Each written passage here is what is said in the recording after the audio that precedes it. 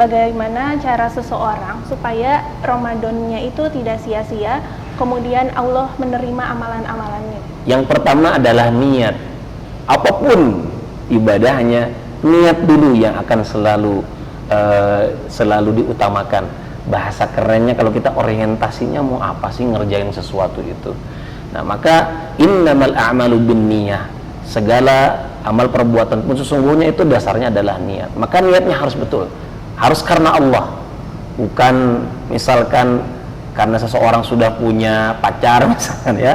Kemudian dia saum karena biar dibilang soleh sama pacarnya atau biar dibilang soleh sama calon mertua ya. Misalkan bukan begitu. Tapi saumnya karena Allah Subhanahu wa taala. Satu niat.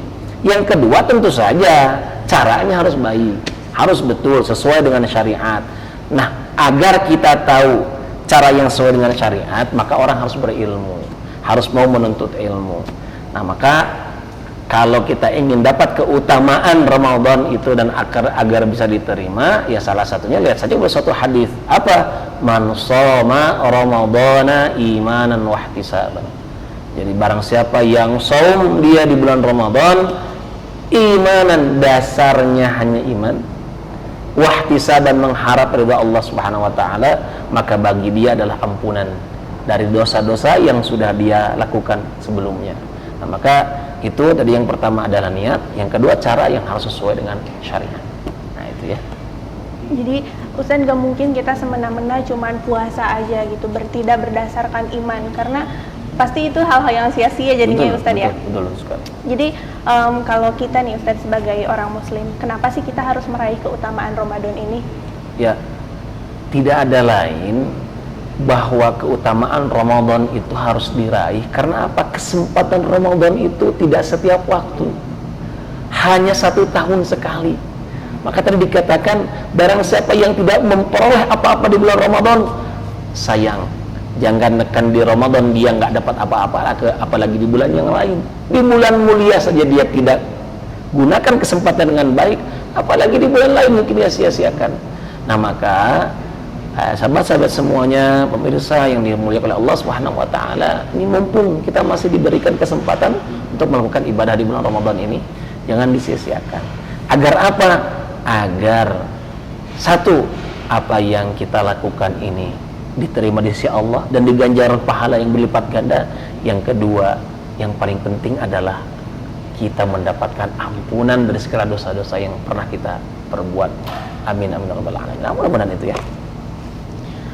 Baik, terima kasih Ustaz atas atas materi yang telah disampaikan. Ya, bagaimana sama-sama. cara kita mendapatkan keutamaan di bulan Ramadan ini, tidak lain dan tidak bukan adalah berdasarkan niat yang harus kita dalami lagi. Kita harus perbarui iman ketika bulan Ramadan, karena bulan Ramadan ini hanya 1 kali dalam setahun, yang mana mungkin tahun depan kita tidak tahu ya, kita mungkin bisa merasakannya lagi atau tidak.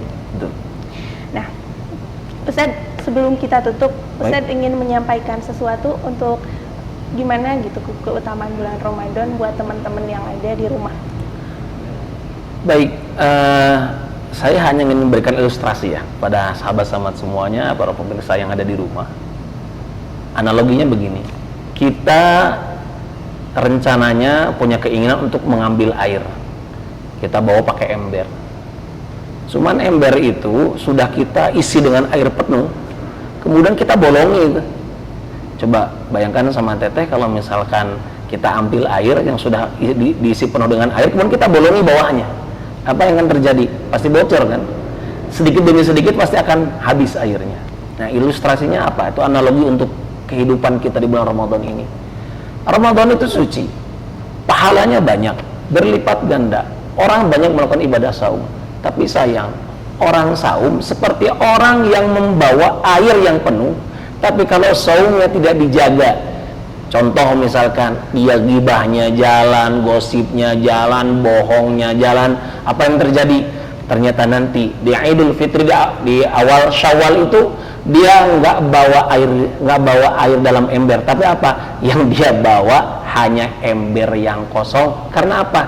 Tidak dijaga hal-hal yang dilarang tadi. Akhirnya apa? Saumnya hanya sekedar untuk lapar dahaga saja. Tentu sayang, bukan ya kalau begitu. Nah, itu saja mungkin yang bisa saya sampaikan. Baik, begitu sahabat. Jadi ilustrasi kita dalam menjalani Ramadan kali ini, kita harus menjauhi hal-hal yang buruk tadi gitu, karena supaya puasa Ramadan kita tidak menjadi sia-sia.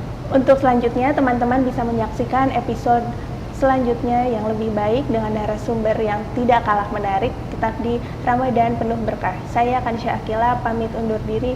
Assalamualaikum warahmatullahi wabarakatuh.